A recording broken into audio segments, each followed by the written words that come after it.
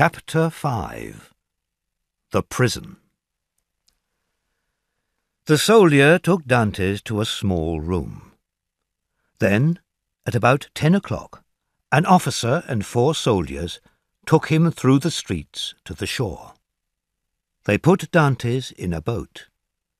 Then they watched him as the boat moved away. "What is happening?" Edmund thought wildly. "The judge was kind to me. He told me not to be afraid. He only told me not to say the name Noirtier. And he destroyed the letter in front of me." Dantes looked into the darkness. They were going out to sea. They were sailing away from everything that he loved. He turned to the nearest soldier. "Friend," he said, "please tell me where we are going. I am Edmund Dantes, a seaman, and a man who loves God and the king. Tell me where we are going." "You were born in Marseille, and you are a seaman, but you don't know where you are going? Look!" Dantes stood up and looked in front of the boat. 100 meters away, he saw the black and frightening shape of the rock where the Chateau d'If stands. The prison was about 300 years old. People tell many strange stories about this place, Dantes thought. Prisoners go there and never return. Is this the end of all hope? "I am not going to be a prisoner there," cried Dantes. "Only important prisoners, enemies of the king, go there. Mr. Villefort promised me—" "Mr. Villefort told us to take you to the Chateau d'If." The boat reached the shore. A soldier jumped out, took Dantes' arms, and pushed him up some steps. He passed through a door, and the door closed behind him. He was in a courtyard with high walls on all sides. He heard the feet of soldiers walking around outside. "Where is the prisoner?" a voice said. "Follow me." Dantes followed. The man took him to a room which was almost under the ground. "This is your room for tonight," the man said. "It is late and the governor is asleep. Tomorrow, perhaps, he will send you to another place. There's bread and water and some dry grass to sleep on. Good night." The man left quickly and took away his lamp. Dantes was alone in the darkness and the silence. At the first light of day, the guard returned. Dantes was standing in the same place, just inside the door. The man touched Dantes on the arm and asked, "Haven't you slept?" "I don't know," Dantes answered. The guard looked at him. "Are you hungry?" "I don't know." "Do you want anything?" "I want to see the governor." The guard gave a short laugh and left the room. The door closed. Dantes threw himself on the floor. "What is happening?" he cried. "Why am I in this place?" The day passed. Dantes did not eat. He walked round and round the small room. The next morning, the guard came back again. "Prisoner," he said, "are you feeling better today?" Dantes did not answer. "Be brave, man." "Can I get you anything?" the guard asked. "I want to see the governor." "That is not possible," the guard said. "What can I do, then?" Dantes asked. You can have better food, if you pay for it, and books, and you can walk around in the courtyard. I don't want books. This food is all right, and I don't want to walk around. I want to see the governor. You can't. Don't ask to see him. I will always say no. You will go crazy. You think so? I know it. There is a man in this prison. He was in this room before you. If you help me, I will give you a lot of treasure, he told the governor. He was put in a room underground 2 years ago. Listen, I am not crazy, Dante said, and I must see the governor. Ho, ho, cried the guard, stepping back. You are going crazy. We will have trouble with you. But there are plenty of places underground. He went out. A few minutes later he returned with 4 soldiers. The governor has sent orders, he said. He turned to the soldiers. This prisoner is crazy. Put him underground. The soldiers took Dante's arms. He went quietly. They walked down 15 steps. Then the soldiers opened the door of a room and threw Dante's inside. The door closed, and Dante's walked around. He held his hands out until he touched the wall. Then he sat down in a corner. It was very dark, and he could see nothing. The guard is right, he thought. This place will make me completely crazy. Chapter 6. Underground. Time passed. The chief officer of prisons visited the prisoners' rooms. Is the food good? He asked the prisoners. Do you want anything? The food is very bad, and we want to be free, they all replied. The officer laughed and turned to the governor. Why do we come here? We always hear the same thing. The food is bad, I have done nothing wrong, I want to be free. Are there any other prisoners? Yes, there are the crazy prisoners. We keep them underground. They are a danger to other people. Let's visit them. I must see them all. 2 soldiers took the officer down the steps. The air smelled bad. The darkness was full of the smell of death. Oh, cried the officer, who can live here? Very bad men. We must watch them very carefully. This was the officer's first visit. Prisoner number 34. Let's visit this one first, he said. Dantes was sitting in the corner of his room. He looked up and saw the stranger with 2 soldiers. This is an important officer, he thought. He jumped up to meet him, but the soldiers pushed him back.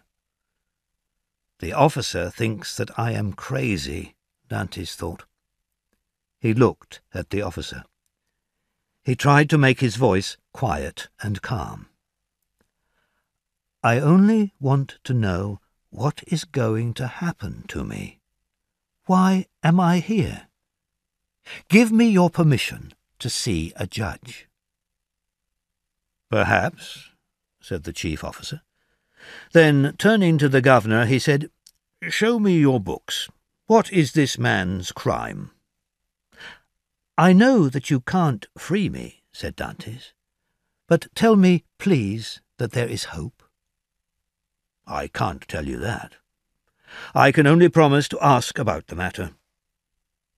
Who gave orders for you to come to the prison? Mr. Villefort. Does he have a reason to be your enemy? No. He was very kind to me, Dante said. Then I can believe what he writes about you in the prison's book? Yes. The officer left the room and closed the door. But he left something in the room. Hope. The officer kept his promise to Dantes. He looked in the prison book and found Edmond Dantes, a dangerous man. He helped Napoleon return from Elba. Watch him carefully. I can't help this prisoner, the chief officer thought. He wrote in the book, Do nothing. Chapter 7. Number 27. Days and weeks passed. Dantes began to think that the officer's visit was only a dream. Suddenly, one evening at about 9 o'clock, Edmund heard a sound in the wall next to his bed. He listened. Perhaps this is only a dream too, he thought. But he heard the sound again. He heard something fall, and then silence. Some hours later, he heard the noise again, nearer and more clearly. Edmund listened. I know what that sound is, he thought. A prisoner is trying to escape. Edmund wanted to help. He moved his bed. Then he looked round the room for a sharp tool. The only things in the room were a bed, a chair, a table, and a water pot. I will break the water pot and use one of the sharp pieces, he thought. He threw the pot on the floor, and it broke into pieces. He hid 2 or 3 pointed bits in his bed. The next morning the guard came into the room. The water pot fell from my hands when I was drinking, Dante said. The man was angry with him for his carelessness, but he brought another pot. He did not take away the broken pieces of the old one. Dante started to work. The stone wall was old and soft, and it broke into small pieces easily. At last he pulled a stone out of the wall. It left a hole 1/2 meter wide. He carefully carried all the small pieces of stone into the corners of the room and covered them with earth. He put back the big stone and placed his bed in front of the hole. Later the guard came with his evening meal. When the man left the room, Dantes started to work again. He worked all night, making a deep hole in the wall. Then he stopped. "What is this?" he cried. "I can't cut through it or move it." It was a great piece of wood. Dantes could not make the hole deeper. "Oh, my God, he cried. "I want to die. I have lost all hope." "Who is the man who can talk at the same time about God and about hopelessness?" said a voice under the earth. Edmund got up on his knees. "Ah," he said, "a voice, the voice of a man. In the name of God, speak again." "Who are you?" said the voice. "An unhappy prisoner." "Why are you in prison?" "I did nothing wrong," Dantes replied. "They say that I tried to help Napoleon. He wanted to return to France." "To return to France? Where is he now, then?" "They sent him to the island of Elba in 1814. Don't you know that? When did you come here?" "In 1811. 4 years before me." "Don't do any more work," said the voice. "Just tell me, how high up are you?"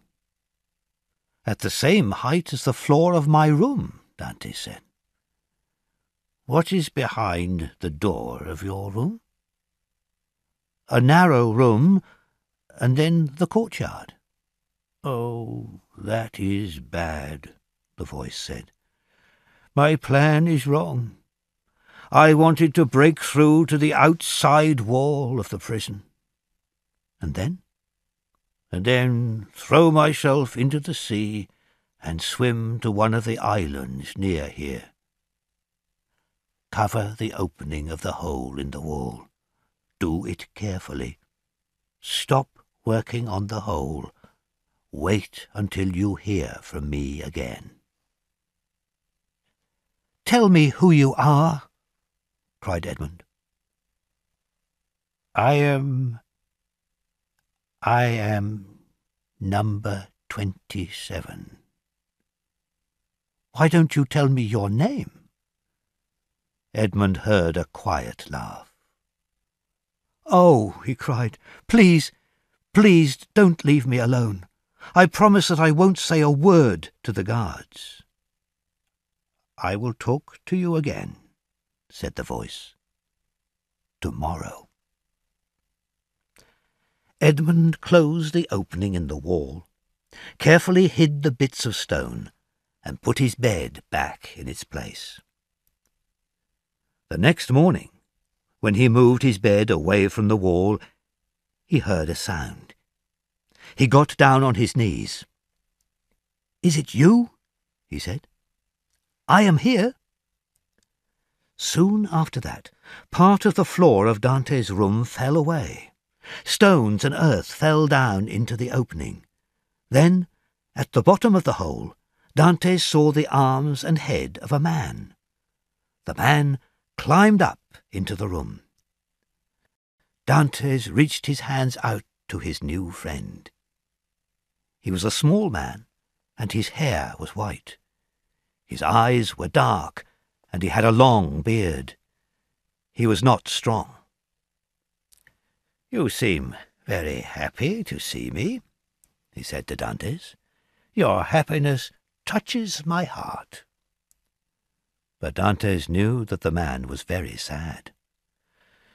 "You worked hard to escape," he said, "but you haven't reached the outside of the prison.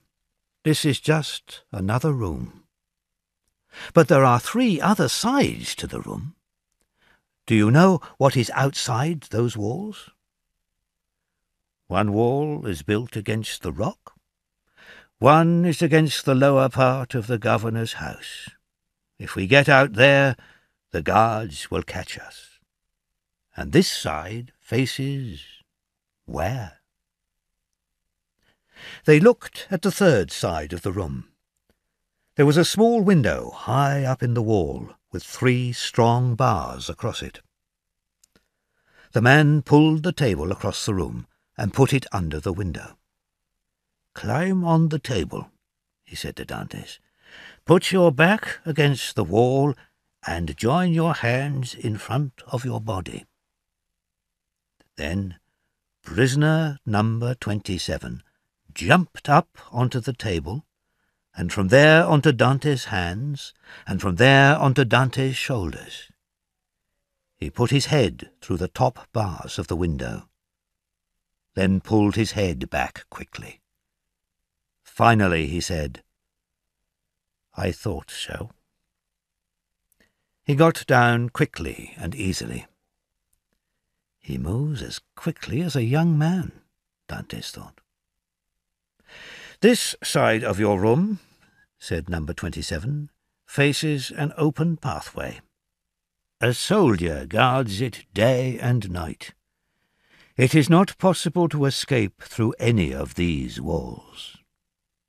Dante looked at the man. "You really want to escape," he thought, "and now you know that you can't. So why are you so calm?" Then he said, "Tell me, please, who are you?" "My name is Faria," the other man replied. "I came to the Château d'If in the year 1811.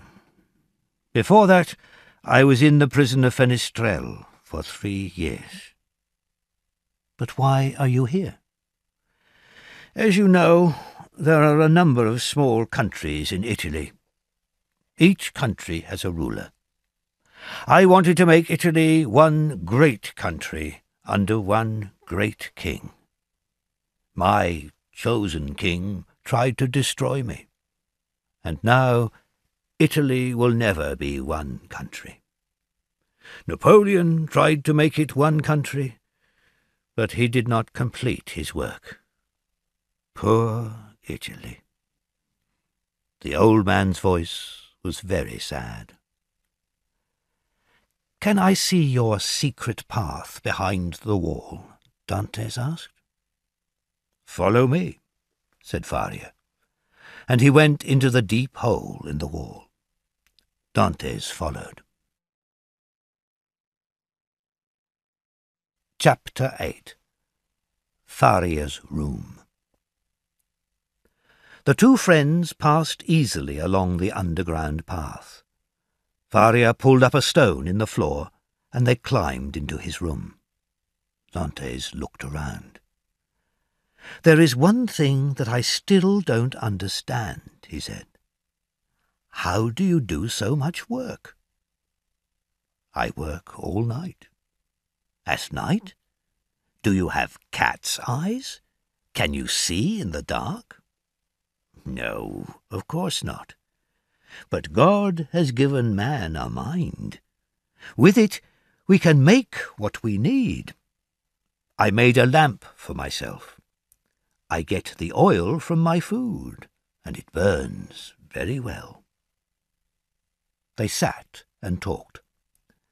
Faria's words were clever and wise. Sometimes Dantes could not understand them. "You are very wise. Will you teach me?" Dantes asked. "I don't want you to get tired of me. A clever person doesn't want to talk to a person who knows nothing. Teach me, and then the hours will pass more quickly for you." Dantes learned new ideas from Faria very quickly and easily. He learned about the history of the world and the English language and many other things. Time passed. Dantes was much happier, but Faria's health was not good. One day Faria was in Edmund's room. Edmund was working on the secret path between their rooms. Suddenly Edmund heard Faria cry out in pain. He hurried to him and found him in the middle of the room. His face was as white as death. "What is the matter?" cried Dantes. "Quick," replied Faria. "Listen to me." Dantes looked at Faria's face and was afraid. Faria's eyes were dark, and there were deep blue circles round them. His skin was very pale. "Listen," said Faria. "I have a terrible illness. I was ill before I came to the prison. Help me back to my room. Take out one of the feet which hold up my bed. There is a small bottle of red liquid in the hole." Dantes acted quickly. He pulled the old man down into the underground path and took him back to his room. Then he helped Faria onto the bed. "Thank you," the poor man said. He was very cold now. "Now I must tell you about this illness. When it reaches its worst point, and not before, I pour a little of the liquid into my mouth." He stopped talking. The frightening greyness of death passed over his face. Dantes waited. Then he thought, "My friend is nearly dead."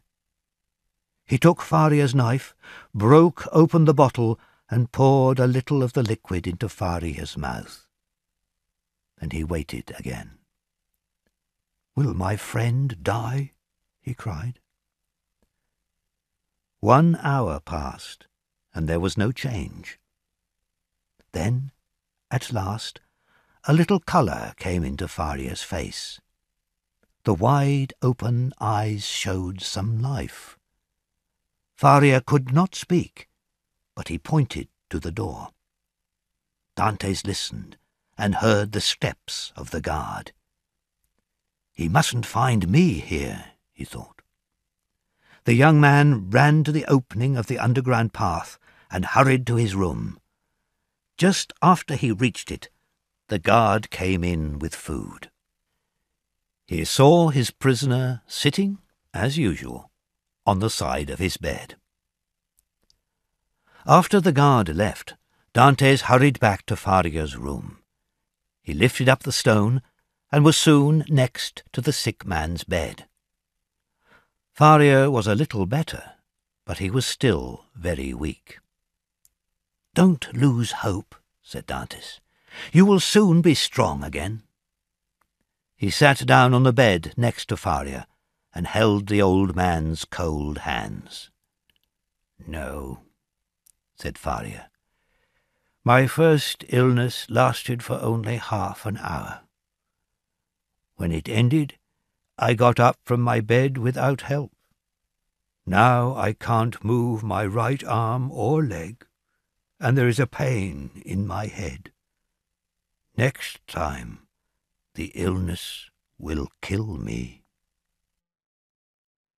End of CD1.